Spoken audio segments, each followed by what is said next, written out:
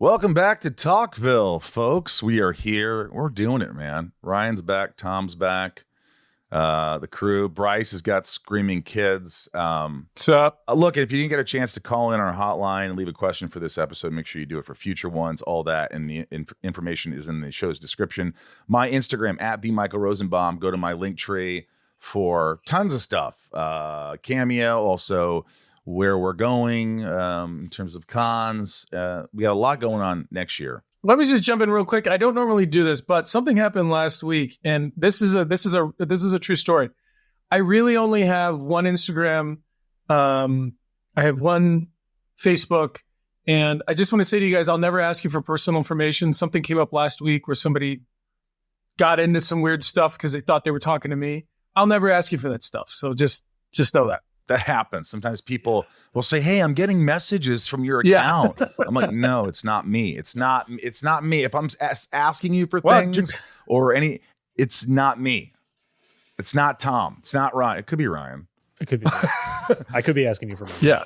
Patreon is huge. Without you guys, we couldn't do it. We always say it, but listen, this is if you want season 6 and 7 and 8 and 9 and 10, join Patreon and support the show. That's all we could say, that you're the reason why we're here. Patreon.com/Talkville. So join Patreon. I have a little promo video for Patreon too that we should show. Also, the book's out. The book is out. The Talented Farter. Please get a copy. It means a lot.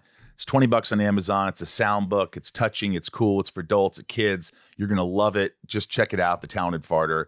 And Rosie's Puppy Fresh Breath on there as well. And Tom's movie Mafia Wars. And he's always, Tom, you always have shit going on, man. I feel like you do.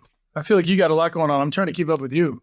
People don't understand this. They think it sounds so easy, but it's like, I have a lot of plates spinning, a lot of projects that I'm really loving.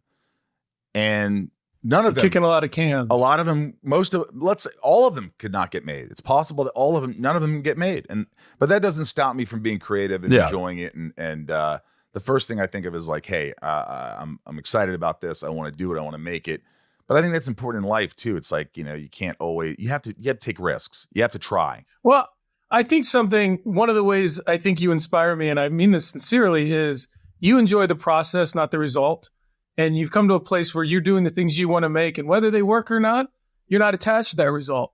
And a lot of times in this business, what people see is a finished product that took 3 to 6 to 10 months to make, that you watch over, one episode. So that's something where you inspire me, and hopefully you inspire Ryan as well. I'm telling you, man. I'm telling you. It's like most of the time I've written 20 scripts or more, and, I've made like 2 and, or 3.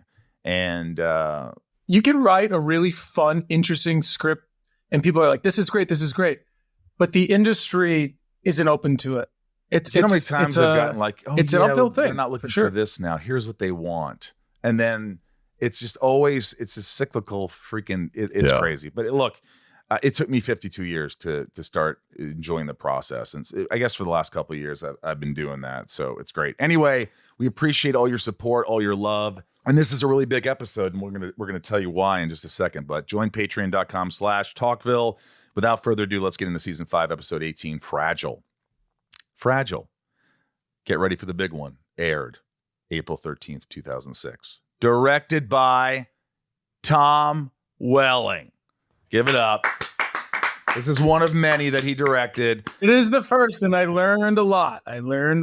You could direct brilliantly, but if you don't have the right script, if you don't have the right whatever, all these things that make, whatever, it's only as good as, but you found a way. And there's a lot of shots, especially the performance with the little girl, Maddie. And it worked. Like you made it so much better than it could have been. It could have been a disaster.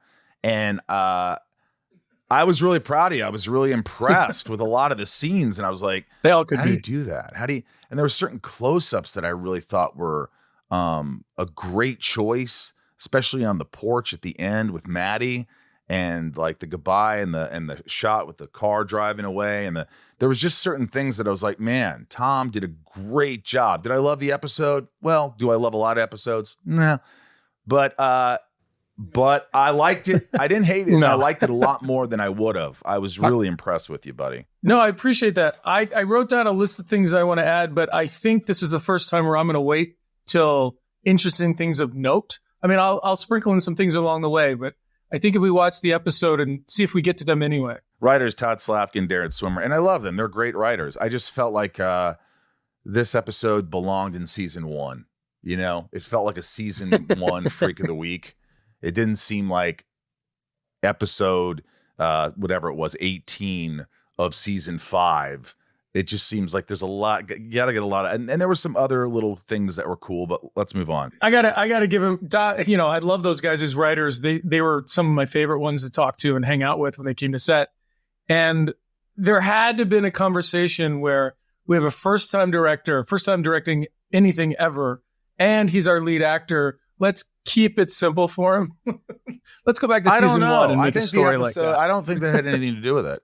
I think that they have episodes written and they break down and they're like, you know, and maybe they said, well, we'll give in this one because this one's is his first time and this is, but I thought this was this was a difficult episode. Honestly, I think this is the hardest episode to direct of all of them. Emotional. Think about it. You're dealing with a child and a dog, and they always say no kids, no animals when you're directing. It's very difficult. And on top of it, you had these effects with the glass that were pretty outrageous and big. And so I think this is probably one of the hardest episodes to direct. So Callum Keith Rennie as Tyler McKnight. He's Star Trek Discovery, Umbrella Academy. Emily Hurst as Maddie Van Horn. She only had one other credit after this, which is surprising because she was good. Bud the dog as Shelby. Anne Marie DeLuise as Naomi.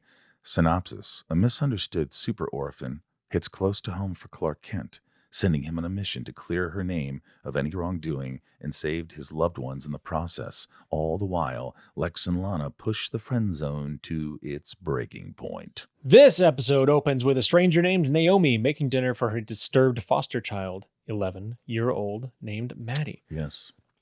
11. I paused in that because Bryce wrote 11 ... I think that's a Stranger Things reference. Stranger Things reference. Thank you, Bryce. Okay. Bryce, you're very quick. You are so goddamn clever. It's weird that you're an older person watching that show, though. After being scolded for not obeying her foster mother's orders, an obscene amount of glass throughout the house begins to shatter, ultimately impaling and killing Naomi. Too bad we already had an episode named Shattered. True. I tell you what, I didn't think about this when I was in or directing the episode, but now that I'm a parent, this would be terrifying. I think I would direct this episode differently because having kids, all of a sudden your kid has a tantrum and they're losing their mind and things start breaking. Like, that's terrifying. You know, the more I think about this episode, I'm thinking of a lot of cool things that happen. Like that glass incident, which we'll get to in the opening where the whole house implodes pretty much, and then she looks in the mirror and you're like, why would she go up to the mirror? That's what I thought too. But then it tells you why she looked in the mirror, because I think that she saw her husband that we don't, you know what I mean? That's the thought. So because it didn't make sense. I was like, why would she go up to the mirror when it's all breaking? Yeah. But then you think later on, you're like, oh, she saw her. He's there in the background. He's there in the background. She's like, oh my God. Or she sees him in the whatever. So I like that. That was a really cool thing. Okay. It's been a season since taking in a foster kid. So the Kents are happy to let the mute brute stay with them for the night. The new sheriff doesn't see any issue with it and obliges. That upset me. It was like, hey, let's just take her to the Kent farm. But then it made sense because they knew this kid and the mom knew the kid and they were friends. And so the mom was her chief of staff. Right. So it took a second and then I go, oh. So two things that happened that were kind of incredulous that I go, got it. Now I believe it. Martha goes to call Lionel to let him know that the children's center director is dead, and Clark tries to have a foster kid to foster kid conversation with Maddie over stick figure drawings. Yeah, very clever. I mean, listen, going back to what you said before. I mean, I don't think anyone was going to take her to the Luther mansion. I mean, the Kent farm's a pretty safe place to go. Taken over to the Johanssons over on Millbach Lane. Well, you know. It could have been anywhere, but it was the Kents. But you know, the Johanssons have been going through something recently. You don't want to go over there right now. Oh, really? Yeah. No, it's pretty Yeah, ugly. the Johanssons, they on the had verge. Yeah, they have a kid who's been stealing, and it's bad. That'd be a bad influence. And the couples are kind of on the fritz. It's bad. Yeah, this is subtext, folks. Back in Metropolis, Lex chaperones Lana home after their super important sushi meeting. He trusts her with confidential documents about Milton finding Lana feels special that someone finally trusts her with their secrets. Luckily, the series' third wheel barges in and kills the vibe before it goes further. By the way, that scene where, nothing happens. Yeah, we're close and we're talking to each other, but it could be anything. And I think that Chloe starts thinking like, oh, they're together and this and that. And she was right. But what she saw wasn't enough to, it just didn't feel like it was enough. Do you agree? To warrant that sort of behavior and that sort of like, if anything, it would have been like, I don't know. They just were talking closely and it was a little weird. I'm going to let it go because I didn't see anything. And Lana says it's nothing, so it's nothing. I think if you think of, I think they needed that for plot. Yeah. And if you think of the figure of Lex Luthor being in a dorm room, it's a little weird. It's a little off-putting. He doesn't read student. Like, I know they're all like the same age, but he doesn't look or feel like a college student. And even then, it's like, if anything, I imagine some of the students being like, "Oh my God, Lex Luthor's here," but that's a distraction. Michael? Do you have a Lex Luthor? Do you have a Lex Luthor autograph? Did you ever have to like sign something on camera where you had to figure out a Lex Luthor way to do it? Yeah, sign a check or whatever. Yep. I did a few times. It's in the show. Yeah. Well, no. Yeah. No, I signed Lex Luthor. I'm almost positive. I haven't seen it, but I have done it. I remember doing it. All right. The next day on the farm, Clark takes Maddie on a tour around the barn and brazenly shows her his powers by collecting a pile of hay in an instant. Perhaps he isn't worried about her telling anyone his secret. I just wanted to give some props to the actress. She was so advanced and she was so interesting and she was so quiet. And that's nice. It was really easy to pay attention to her. Like she was just really great. She ended up winning a Saturn Award for this. Yeah. She showed a lot of emotion, reserve. Yeah. They get a greeting from Shelby and Clark uses his super hearing to notice that Maddie is not mute as she talks to the good boy. Clark gets Maddie to open up after he tells her that he won't verbally abuse her like other adults in her life. As they continue the barn tour, Maddie notices that Clark still has pictures of Lana in his loft. They get interrupted when Lois stops by to check on Clark per Martha's request. Maddie gets upset by their third wheel and reactively explodes light bulbs in the ceiling above. Yeah, that was cool. Clark runs after Maddie relates to her on a deeper level. Foster kids with superpowers. He learns about her glass-breaking powers and interrogates her on Naomi's glass-assisted death. Lois urges Clark to call the cops, but Clark, in a totally unbiased way, tells her not to think Maddie as dangerous and cut her some slack. And over at the Daily Planet, Clark asks Chloe to stop everything she is working on to look into Orphan Annie. He learns about the long trail of broken glass in Maddie's files, but is hesitant to accuse her of multiple murders. He's giving her the benefit of the doubt. He really is here. Because it's funny, because like, we as the audience, it was great because you really did a good job, Tom, where we really feel like, oh my gosh, Maddie's doing all this stuff until you realize, wait a minute, there's someone behind this pulling the strings. So that was a cool, and the more I think about it, having the father, that was cool. That was cool that he was doing this. So the more I think about it, the more I think I like the script based on just like execution and stuff. Lois hangs back on the farm with the glass assassin, and gets put into an uncomfortable situation when her convo with Maddie gets taken out of context with a nearby CPS agent. He was really good. He did a good job.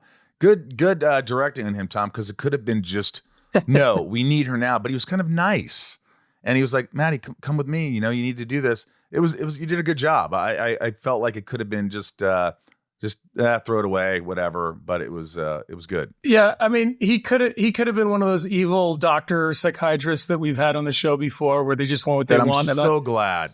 I remember saying to him that I said, "You're not telling her to come with you. You're asking her to come with you." And he was like, "Got it." And he really took the note. And I don't think most directors would have done that, especially on Smallville. They would have been like, be a little more forceful, or like, Maddie, you need to come.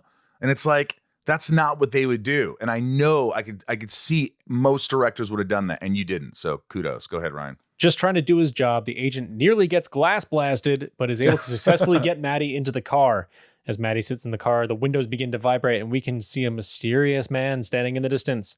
Before Lois can get to her, the windows explode, sending shards across the farm and killing the agent. The mysterious man, Maddie's father, Tyler, kidnaps her and drives off without buckling her in. He doesn't care. He doesn't buckle her in. You know, I felt like that guy was definitely creepy looking. He was almost good looking, but weird. That's exactly how Lois describes him later. Is like attractive in like a psycho killer way. Yeah, that's exactly what it was. It was like, but good casting.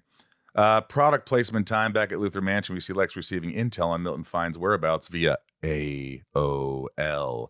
He gets interrupted by Chloe, who barges in and accuses him of taking advantage of Lana. Well, she's at her most vulnerable. Lex proceeds by playing pool and calling out Chloe's lack of dating prospects. Burn notice, Lex Luthor. I could see why you haven't had many boyfriends or something like that. I was like, oh, Lex just kind of, and you know what?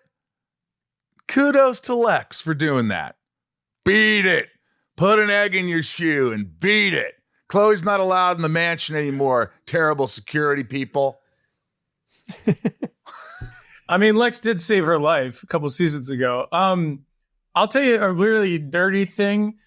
As Lex is looking at the computer, there's a small frame of a guy in like a Humvee in the desert, you know, all that kind of stuff. That took 4.5 hours to shoot, that one little clip. And I'll tell you why, because what they wanted to do is they just wanted to have the guy with a handheld thing filming himself. And I remember being like, guys, this needs to really sell. This needs to be great. And when I watch it, it seems much more informative as a result. So I'm really proud of that. It was great, it took 4.5 hours to shoot that. They were so mad at me. You know what, though? I'm glad you did that. It was way better because it felt like, you know, you were there in hot pursuit, or like it was it had an intensity to it. I liked it. Good job. Clark rushes to Kent Medical to Kent Medical to check on Lois, whose back was Bryce. Filled you with are glass. Just filled with innuendos. Bryce. I mean, how do you come up with this stuff? It's genius. You're a really good writer. Yeah, they got Irene in the hospital. I think he's nursing his children. That's fine. Go ahead. All right, Clark rushes to Kent Medical to check on Lois, whose back was filled with glass. She tips him off on the dad napper and with his own history of daddy issues, Clark makes it his mission to help her. They put on an Amber Alert. Yeah. And this was before I'll jump in again, unfortunately, but this, you know, when Lois gets hit with the glass, that's the introduction of Callum as the character. And I remember doing the auditions for this, and James Marshall was with me, thankfully, to help me. And I remember Callum he walked in the room, he did his audition, and I was like, this is my guy. But it was something about whether it was the money or the contract, something. And I remember just being like, no, I need him.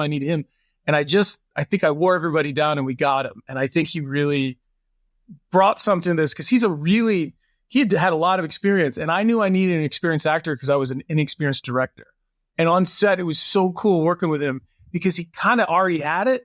It was just narrowing it into what Smallville looks like, if you know what I mean. And I've said this to you before, Michael, when you direct on a television show, the show is going to be 90% of what it's going to be, in my opinion. The director brings in a 10% of their sort of, you know, seasoning. And I think that's what we try to do here. I think you're wrong. I think you're right all up to a point. I don't think it's 90%. It's the show is what it is. I think the director has to cast the right people. And I did it in my episode, and I'm totally proud. I stuck to my guns, and they went with it. You stuck to your guns. The acting, the choice of shots, the energy, the direction. I think that it's 50. 50% of it's already there. It's not like a movie where you have to like ground, you know, you have to sort of do everything. And, you know, but this is a crew that knows what it's doing. Yes, that's half of it is taken care of. Everybody's going to do their part. But the other half is you're the leader. And you have a direction, and you have to transitionally make things make sense and make it interesting and tell a story and have, you know, so there's a lot more to it. Give yourself more credit for that. Yeah, it's not an automatic process. Well, There's things to be someone at the helm. I'll also say that, you know, having Glenn there and his movement of the camera, which I always loved. And so we were able to make some choices together to sort of inspire Glenn to do some cool stuff. You know what I mean? And he was like, yes, let's do it. Let's do it this way. And yeah, I agree. But it's the kind of thing, Tom, you went to like Alan Miles said, hey, I want to direct. And they're like, okay, we'll slot you in at some point. And they just said, this is yours now. Yep. Like we have an opening.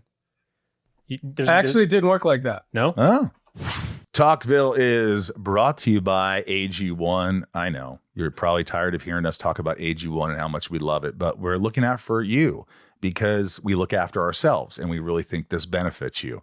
AG1 is so easy to use with added benefits of probiotics, prebiotics, and adaptogens. AG1 can help combat the stress of holiday schedules while helping your digestion and supporting your energy. It's just a scoop of AG1 into a glass of water. You mix it. Done. I have more energy, sustained energy, and focus. Tom, I know you do too. No, I like it. I mean, I notice when I don't take it, that's for sure. It helps on every level. Yeah, I really agree. I think that I never even heard of probiotics and prebiotics, and now that I take it, I don't have stomach problems anymore, and it's been pretty amazing. Right now, AG1 is running a special Black Friday offer for all November. AG1 is a daily health drink packed with nutrients to help alleviate bloating, support sustained energy, and whole body health. It's just so important, and I think a lot of people take all these different vitamins every day, and I hate taking pills. And with AG1, I just stir this stuff up and drink it, and I'm done. Start a healthy routine. So this holiday season, try AG1 for yourself or even gift it to someone special.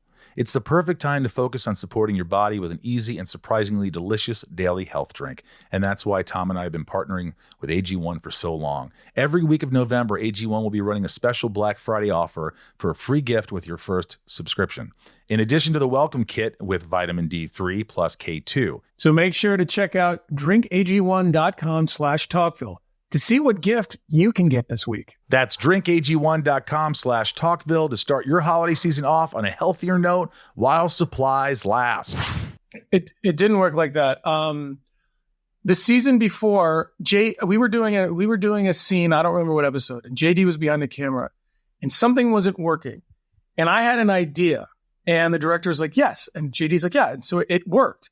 And JD, after we finished that scene, he goes, when are you going to direct? And it was the first time that I even thought about it. And so I called my agent at the time and I said, I think I want to direct.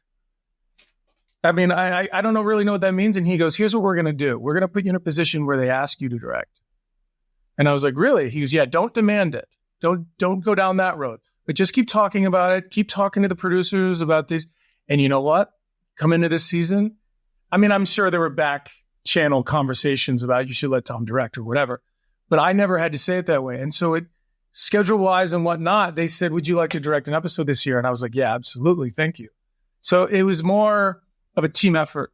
Yeah. When I directed, I was like, I want to direct. And they're like, okay. And they were setting it up. They're like, okay, we'd love you to direct. Alan Miles were really cool about it. And then I was like, I don't know. It seems like such a lot of work. It's like I have to stay up there. And it is. It's a lot of work. And then I remember you got to be up there for 3.5 weeks. I remember I was going to go, I don't need to prove myself and do this. And then I remember. Yeah, but you ended up, you love it. Well, here's what happened. Steve, wardrobe guy, walks into the trailer and I said something about directing. He's like, yeah, everybody knows you're going to bail. You don't want to do it. You're not going to do it.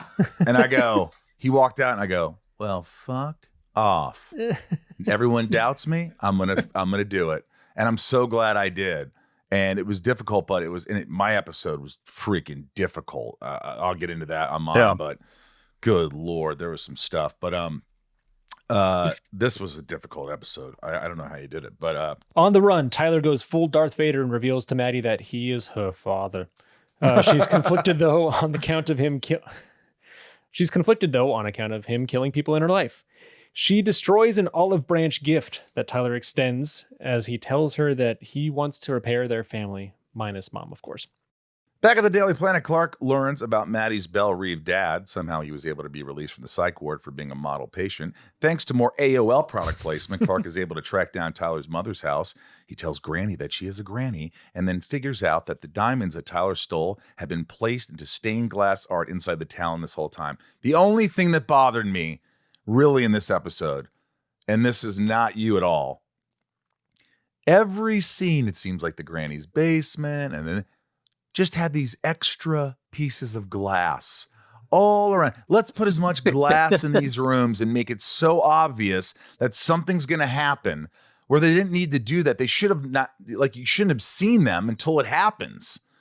Like, all of a sudden, then you're like, boom. But it was like, oh, they're hanging from the ceiling. And they weren't there before in the Clark barn. I'm like, in the Kent barn. I was like, oh, God, that bothered me. But what are you going to do? Well, they did say that when the meteor hit, he was working in a stained glass. But like, there was other things that were just like too much if you go back and watch it. But that was set design and all that. Tyler heads to the town to retrieve his bounty. He tries offering them to Maddie and makes his daughter an accomplice, but she denies. Just then, Clark barges in and apprehends Tyler before he can glass blast. The next day at the DP, Lana shows up to confront Chloe about mingling with her Luther fling. Lana tells her to put an egg in her shoe and beat it. And Chloe claims that this little ruse is just an attempt to make Clark jealous. Clark checks Lois out of the hospital and helps her back home to the Talon loft. We learn about Maddie's reunion with her grandma as Martha pops in to brief Lois on her unqualified promotion to chief of staff. Amazing. For some reason, the dangerous Belle Reve convict is given a single officer escort out of the hospital, and he's wearing glasses. The officer's bad eyesight is his demise, as Tyler blasts his glasses and escapes. I was going to try to find one that rhymed. That's nasty. And passes. Whatever. Out. He escapes. Good job, Ryan. I was so close. The next morning, Maddie is chipper on the Kent farm, and Clark suggests that his mom make them all some pancakes. Oh. Clark relates her situation with a murderous father to that of his, having a father that killed his other father. She's hesitant to move in with her granny, and Clark calms her down, thus preventing another major glass blast in the kitchen. Later that night, Clark comes downstairs and suspiciously finds broken windows. He heads into the barn and sees Martha held hostage at glass point by Tyler, which is really cool. This was really cool. Clark uses heat vision to free his mother, and Tyler responds by sending a barrage of glass flying towards him. The glass breaks against Clark, and then Maddie steps in to redirect the glass pieces back at her dad. Clark plays hostage negotiator and talks her out of destroying her life by killing him. I really like that. It was definitely a superhero moment. I'll tell you, like, one of the things about being, like, in some ways directing this episode is like bowling with bumpers because you have all these people to protect you. But I will say, especially with the scene where he pulls up the glass and the visual effects in the episode, having been on the show for 5.5 seasons, I was able as a director to explain to them what it felt like to act in a visual effect moment of things you can't see but will be there later. And I think that was... If I hadn't been on the show, I don't think I could have given that piece of direction. So it was very helpful. Yeah. And I like this moment where you're trying to talk her out of it. This is not what you do. You're just as bad as him. And then there's a moment a couple episodes later where someone has to talk you out of it. Like, you know what I mean? So we'll get to that. But as she embraces Clark, Tyler sits there wondering how much of POS he is. A piece of shit, I believe. The next day, Clark sees... off his glass, shattering foster kid. He sees her off. He gives her words of advice as she gives him a picture, not drawn in black for the first time. And I think that if he would have kept it and signed it, it would have given a lot of money towards charity. Later that night, Clark heads to the Daily Planet to dig up intel on Lana. He wants to give her space, but it's curious if she's seeing someone. If she's seeing anyone, he's a little curious about that. For the first time, maybe in the entire series, Chloe tells him that she won't spy for him. The episode ends with Lex on AOL, presumably, until Lana steps by to set the friend zone record straight. He steps by the fire and tells her that they're both on the same page. And by the same page, he means that they should start locking lips. Lonely Lex is lonely no more. And you directed the first Lex and Lana kiss. That's right. I remember. It was good. Yes, but hang on. I want to say that you made it classy. It wasn't too aggressive or too sloppy or too weird, because that could have really ruined it. And you did a good job. Marshall would have ruined it. Well, I think that I remember this day. I remember this day because, and we can cut this out, but I remember we were doing it. And the cool thing is, between you, me, and Kristen, I didn't feel awkward at all. The fact that we were all in there, we all play these characters and whatnot. And I remember the first take when you kissed her, it was a tentative. And we did the take, and I came in and I said, "Can I talk to her?" Saying, and you were like, "Yeah." I'm like, "You need to kiss her." I said, "Like a man."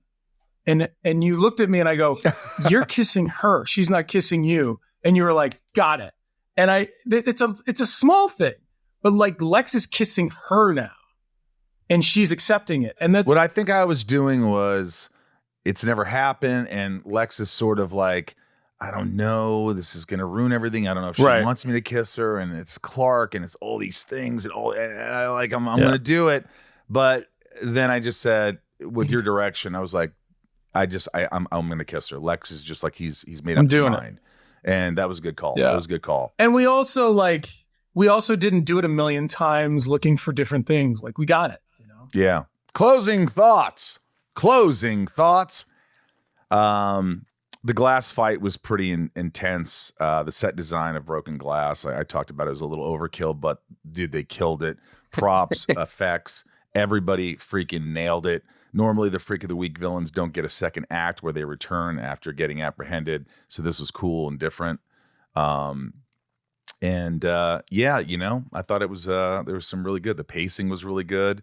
And I like that. Wow. Ryan, let me ask you this. When you saw Lex kiss Lana, did you hate him for it, or did you kind of understand it? No, I totally understand it. And also just... Whoa. Well, it's obvious he's been attracted to her, and I think she has been headed that direction for longer than I think she realizes. And honestly, they're all getting gaslit by everyone around them. So, of course, they should find each other. Yeah. Yeah. Yeah, let them be honest with each other while everyone else is freaking lying to them. Interesting things of note. Tom's directorial debut. Maddie shatters car windows, which are not glass, and her father controls diamonds, which are not glass, unexplainably. I covered most of them, especially the Callum being there. I think he really was very helpful because I didn't have to do much with him. And I mean that in the best way, because he just kind of had it.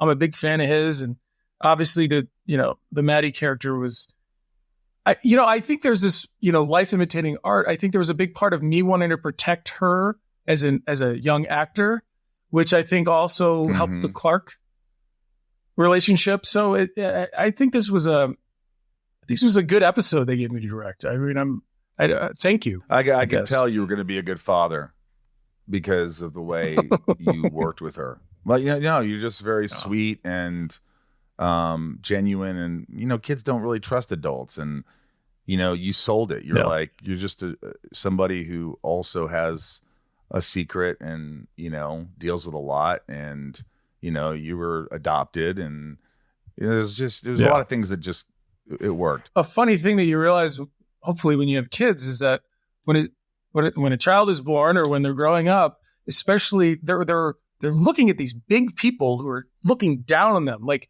physically, you have to realize you're really a lot bigger than them, whether you're a big person or not.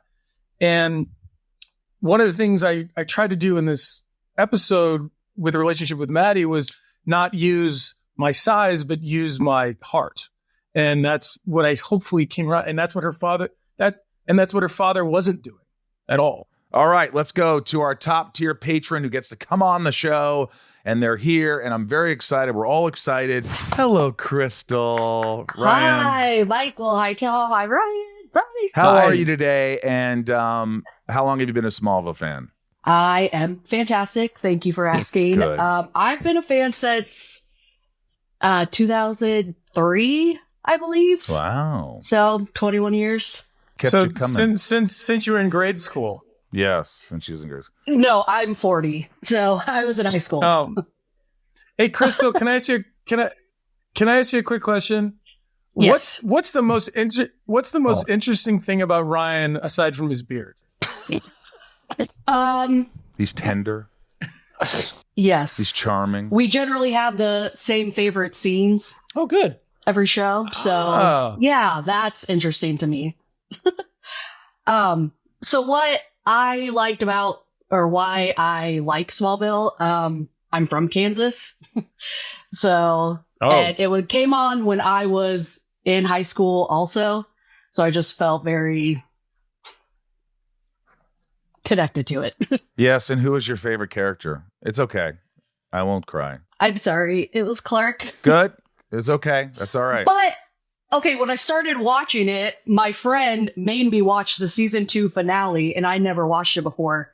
And I was like, Oh, hey, is that the cute guy from Urban Legend? So, Oh, I love it. I mean, come on. So, yeah. I love it. Did you like this episode?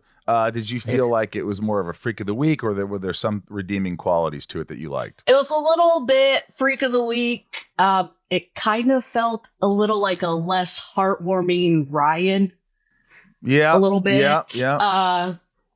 But I know that, I mean, it helped move the plot forward. Sure. So, overall, it's okay. Yeah. it was sort of like showing the softer side of everybody a little bit. Yes. And how did you feel about Tom's amazing directing this episode? I thought it was great. I know this was your first episode that you directed, right? So, Yes. it was good. And I mean, there was Thank a you. shout out from my hometown, Topeka. So, Hey, where's Kansas City? well, there's a Kid City, Kansas. It's about an hour away from Topeka. But there's a Kansas So- City, Kansas, and a Kansas City, Missouri, right? Yes, Where do Very the confusing. Royals play? Missouri. Right, and where do And the Chiefs also Yeah. play That's a shame. Missouri. Kansas Yeah. gets shafted. Don't they? I know.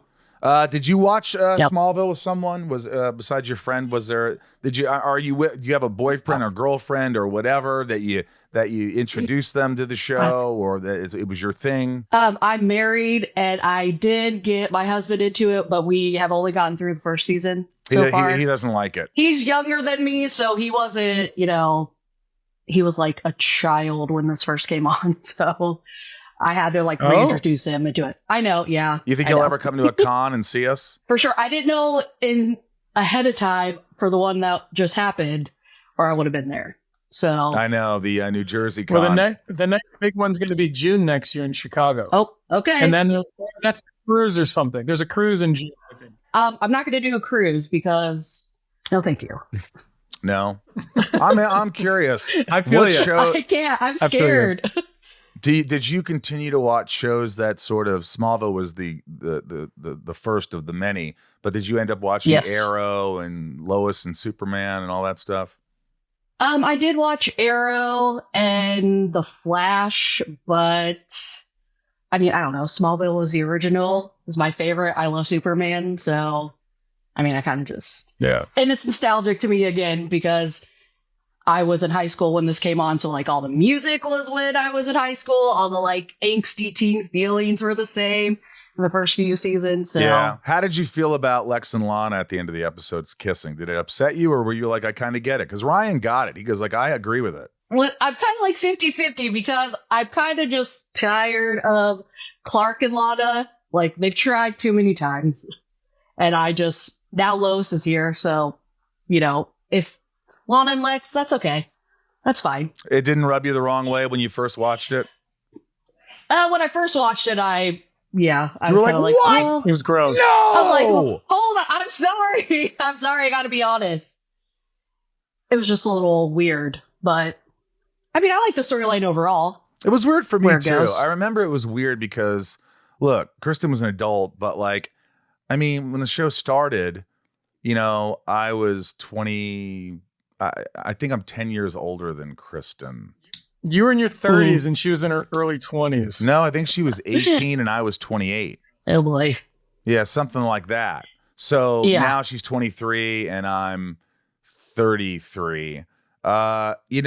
She was all. Imagine how she Well, felt. the funny thing is Poor we thing. we got along, but I've always felt like she thought I was the freak of the week, always as me, Michael. And then we built this bond later, especially after Lexmas, and that these scenes when we had to kiss and all this, we had this mutual respect for each other. That it was easier to do. Well, if it would have happened earlier, it would have been uncomfortable. It would have been a little weird. And I really loved working with her. So it wasn't that difficult, but kissing her the first time was kind of like, oh my Lord, this is weird. We're kissing and it was awesome.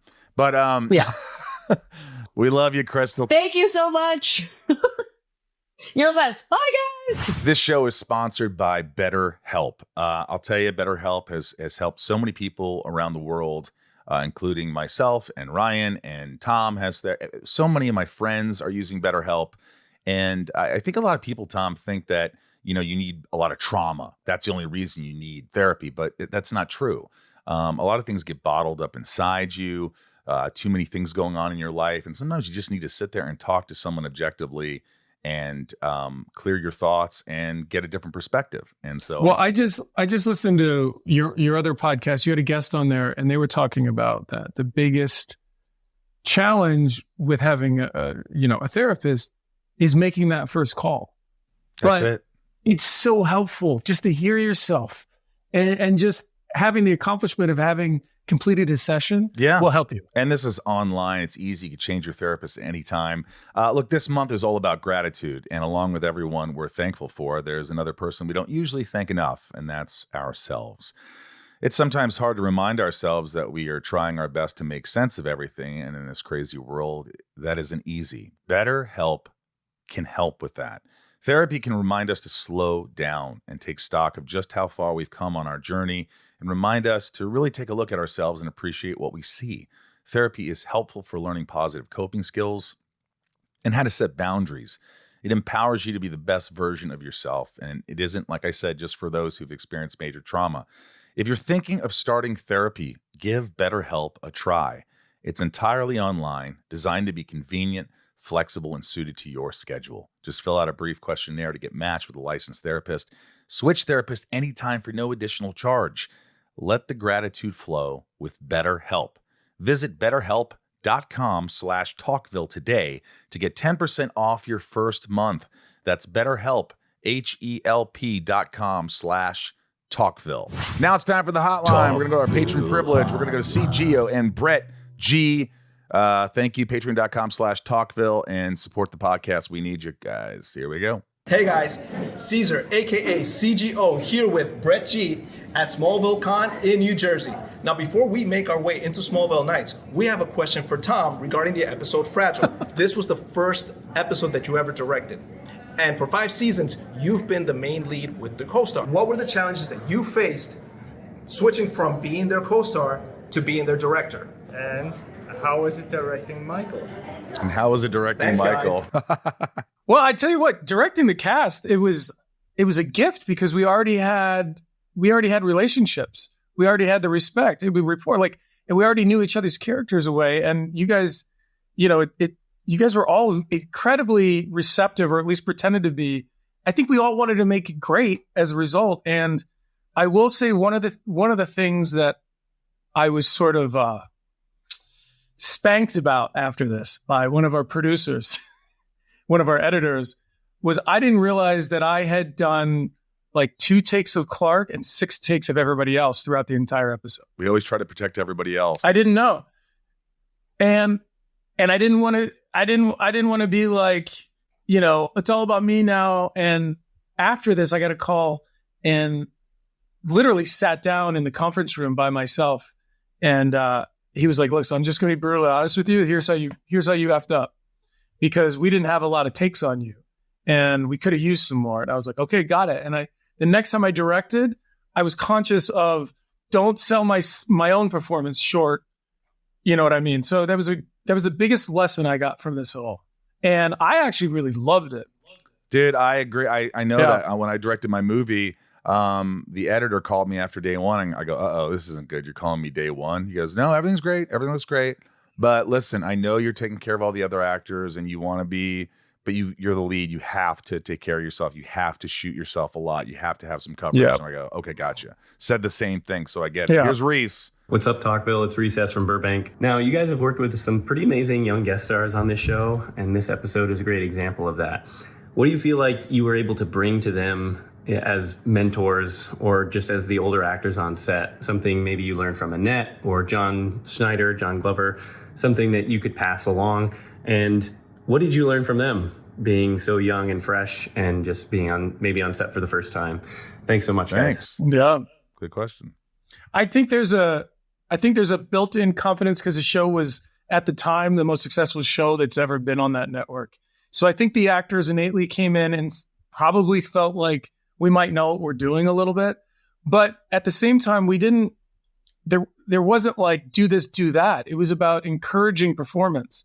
And I think a lot of the actors that we had on Smallville were like, a lot of shows aren't like this, you guys. This is something special. Even the adult actors were more, seasoned than we are. Yeah. We had a very special thing going. And I think the younger actors reminded me to be patient and open and not caught up in let's just get this done all the time. Yeah. Guest stars also were given. I always say there were some great guest stars, but there were also some guest stars that weren't great. But what they did by shooting so much coverage of them and giving them so many takes in the editing room, they were able to really bring out a great performance. And that's one of the reasons why, hey, the guest stars, because it's a tough job coming in and not having a lot of experience or coming onto a big show like this. And, your nerves are kind of, frazzled or whatever. So it's like, it's a big show. It's a big show. Hello, this question is for the episode Jennifer. Fragile, and there is a lot of breaking glass in this episode. So I was wondering how much sugar glass was used versus how much was just CGI? Thank you. Jennifer, I don't recall. Good question, I'm sorry. We wish we knew the answer to that, but we don't. But you're smarter than we are. Obviously, Jennifer. Good for you. Here's Natasha. No. Hi, this is Natasha from South Carolina. I think the young actors did an absolutely fantastic job.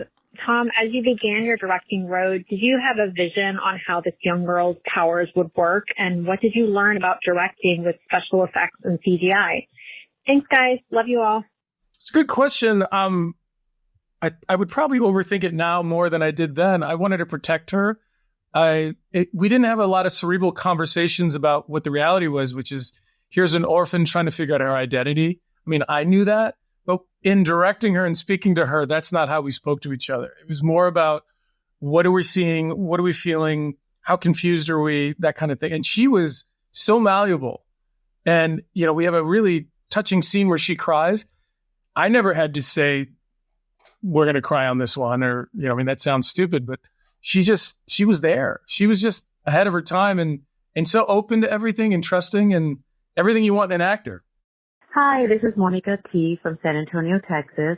I was just wondering about the line where Lex is implying something about Chloe, rather that she never had a boyfriend. I was curious if that, at the time when you read it, if it was kind of like an icky, like, oh, I don't really want to read it, because I don't think it really aged well, but that's just me, because that's what I feel it's implying. Love you all. See you Love you in too. New Jersey. You know Thanks. what? Bye. I felt like Chloe's always sticking her nose in Lex's business and always saying horrible things about him and don't trust him and this and that, all this. So you're forgetting all that. And so it's the one time where, you come into my mansion, my home, my abode, and you look at me and you tell me, damn. And I think Lex was just tired of it. And, it was a little bit, childish to say something like that. He's like, after all these negative things, now I understand why you don't have a boyfriend. You never had a boyfriend.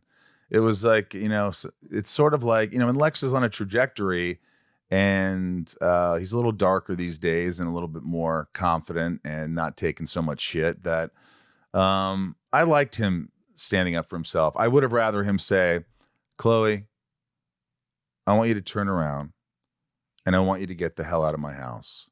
And I don't want you to ever talk to me like that again or something like that. Like, he could have said something more direct, mature, and not hit under the belt. Yeah. Listen, he could have, but look, Monica called in as a result of it. I mean, that is a mic drop moment in this episode if I ever saw it. It is. I laughed, but he could have said something like, Chloe, get out.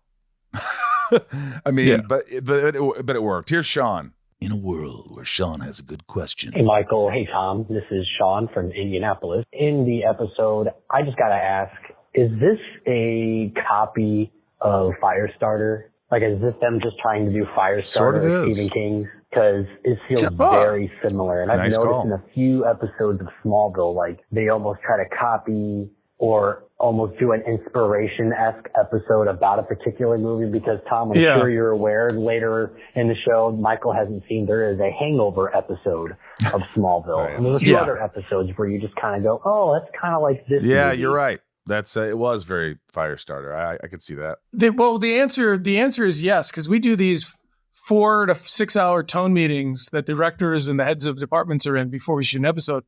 And I've said this before, but we would never reference other TV shows. we would reference films, and it was very clear what films we were referencing at certain points of the episode. So you're spot on. I don't remember thinking about Firestarter, but I think you're right.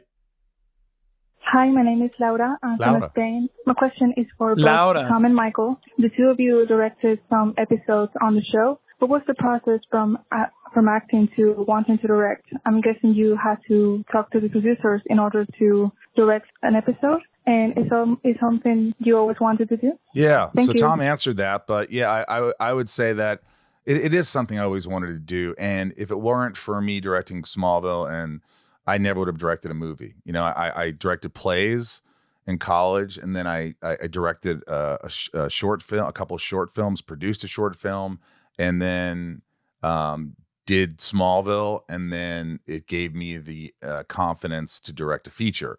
Directing a feature is way hard because it's you know, you don't have this top-notch crew that knows the show inside out, and people to kind of give you a helping hand. So you're on your own in a lot of ways. But without Smallville, it was a crash course in filmmaking. When you say Tom, yeah, I think one of the best things I learned when you're an actor and you direct, it helps you better understand why directors ask you to do certain things as an actor sometimes. Like, I need you to go over here, I need you to do this. And you're like, well, my character wouldn't do that. Well, we need you to do that. And so you understand the languages better. I always say that, like, writing, directing, producing, and acting, and directing, I don't know if I said that, they're like speaking French, German, Italian, and, you know, Dutch or something. The better you understand the other language, the better you can communicate. And the other thing I remember is, and maybe it was Steve or Natalie, made me aware that I spoke to every actor in a different tone. Like with Michael, I would be like, hey man, blah, blah, blah, blah, blah. And with Allison, I'd be a little more like, hey, so what do you think about this? And apparently when I talked to Kristen, I was very quiet. And I didn't realize I was doing it, but that was the nature of our relationships that we had. And I had that as a director. The Beeman gave us that direction, which was like, when you talk, every actor's different. Some actors need a lot of attention, a lot of love, a lot of, like, you know, they want to be comfortable. Some directors, like actors, like for me, Tom knew that he could just say, Rosenbaum, do better, be more of this, do this, and I would just go. I don't need coddling all the time. Yeah. But some people do. I don't know how the other actors are, but you know, I definitely, when I directed, I talked to each actor a little differently. I wanted to assure them that I was looking out for them. I go, look, I have your back. You're not going to look stupid. Try it like this. Try it like this. And once they trust you, then boom. Here we go. Rosenbaum rating. We're going to go to Ryan first. For Tom, 1.5. That's like a backhanded. You got to give what you really think of the episode. I'm going to give what I really thought of the episode. Can you give me a second? You guys go first, and let me think about it. All right, I'll give you a real answer. Just because Tom did not receive that well. I'm not going to be insulted, but I appreciate you thinking of that. At first, I was going to give it like a heater to a half rose, but the relationship with the girl and the Lana Lex scenes and there's a lot of stuff. It was directed well. It was entertaining. I'm going to give it a rose. I didn't fast forward it. I'm going to give it a rose. I'm going to give it a 1.5 because I directed it. Okay. That makes sense. Ryan? I'm going to give it a 1 for exactly the same reasons that Michael said. Okay. I feel exactly the same. 1 rose for each Ryan and I. Death and save count. Tyler kills Naomi, the CPS agent, and the police officer. 3 dead. 1 saved. Clark saves Martha through 18 episodes. 37 dead, 36 saved. Series 173 dead, 183 saved. Ryan's favorite scene. Whoa. This is a tough episode. I think it's pretty easy to pick a favorite scene because it's not so easy because it is kind of the last 3 ones the big scenes that appeared. So there's like number 1, final glass fight. Number 2, saying goodbye with the drawing. Scene 3, the kiss. I'm gonna go with the kiss. Tom, what do you go with? I know you're going to kiss him. Ryan likes the big scenes that speak to... I'm going to go with scene 1, glass fight. 2. I thought the drawing was super Cute. I really loved that. Oh touch. God, someone touched Ryan's heart this episode. On that note, you should have given it 3 rows. Ryan was finally touched by something. I thought the glass was cool, but that makes me proud. Thank you. No, but it was like, yeah, because like when I saw that, like I did like say out loud, oh, like I really did. Good. I mean, because the scene before the glass was like cool, and then the next scene was like, oh, that's cool.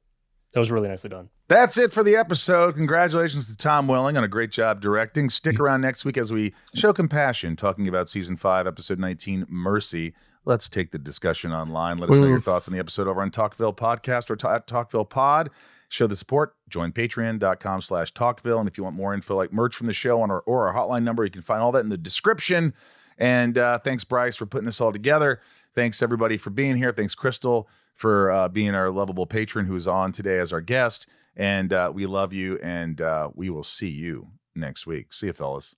Remember, folks, always hold on to Smallville. All right. This is our top tiers that make this show possible. Patreon.com/Talkville. We love you and couldn't do it without you. So join and help us out. Leanne P, Raj C, Santiago M, Little Lisa, Thomas, Tom, Turner, Shane W, Sophie M, BetsyD, Abhi P, Rae H, KarenApple M, 99 more, Leilani N, BetsyD, always hold on to Smallville, Estevan G, Charlie T, Garrett W, Bob K, AG1, Kyle H, Tom M, Jason W.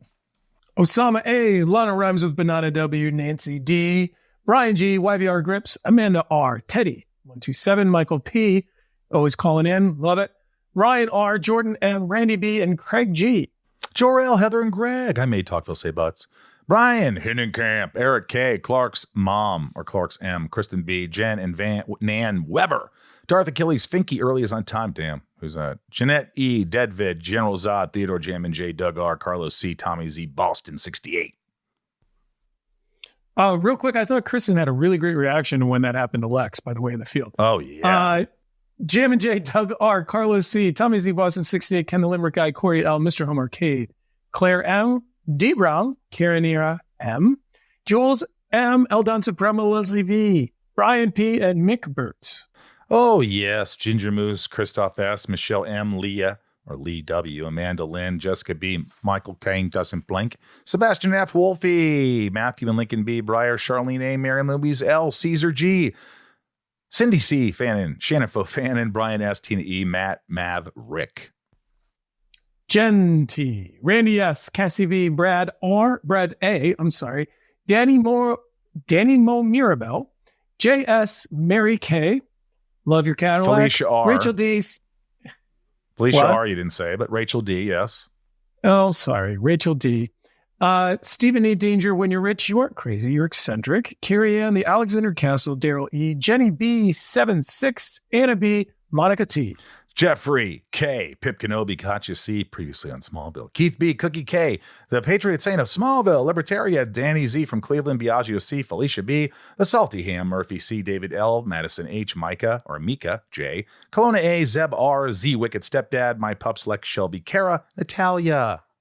Dr. JCA, lesser, leather, never weathered, weather better. Nice. Okay.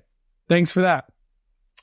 Dr. G and Dr. T, Krypton Knight, Brandon C, Ned L, I can never say this Flirtatious B. Flirtatious B, Per 6, Kurgan K, Naaman L, Smallville for Life, Bobby B, Bryce R. Is that right? Our Bryce? No. Reese S. No, he would never. Kai W. J. Burke, Kendrick F, CC Storm, Stacy L, Other Brother, Daryl, Melanie B, Melanie P, Starla L, Gavin, Charlie M, Scott B, Cheyenne F, Bobby from Queens, and AJ Sisson. We love you guys. Thank you so much. And we'll see you next week.